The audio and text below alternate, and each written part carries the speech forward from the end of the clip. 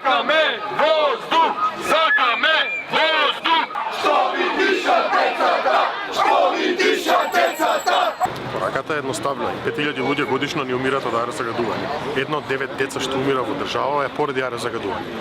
Не сме во воена состојба да губиме толку луѓе од проблем што е решлив.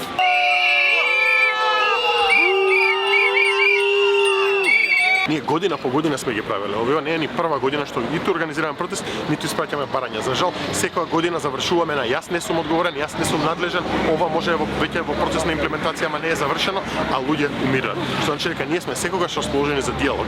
Не сме ние против нив. Сите го дишеме истиот воздух и сте заедно треба да го завршиме ова. Но доколку на некој не му текнува, тука сме да ги потсетиме ние како граѓани дека треба да почнат да работат на темата. Сакаме воздух! Сакаме воздух! Сакаме воздух! Секој од нас е должен да преземе индивидуално и колективно што може да направи. Значи, колективно е да се врши притисок врз институциите да воведат стандарди врз индустријата да го намали и анулира загадувањето.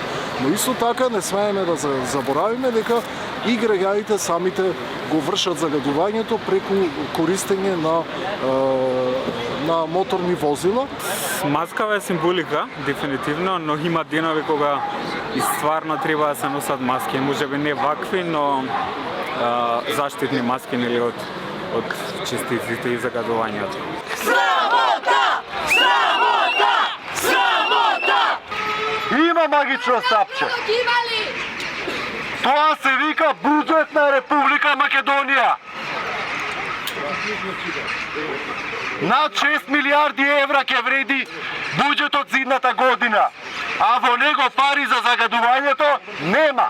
Болно ние секој ден слушаме, некој имаме болен од канцер, некој имаме болен од други болести, некој се иселил поради воздухот, доста е веќе. Или нека ни кажат, дечки не преземаме ништо, да знаеме ние што станаме во државата, да си ги спакуваме куферите, се одиме.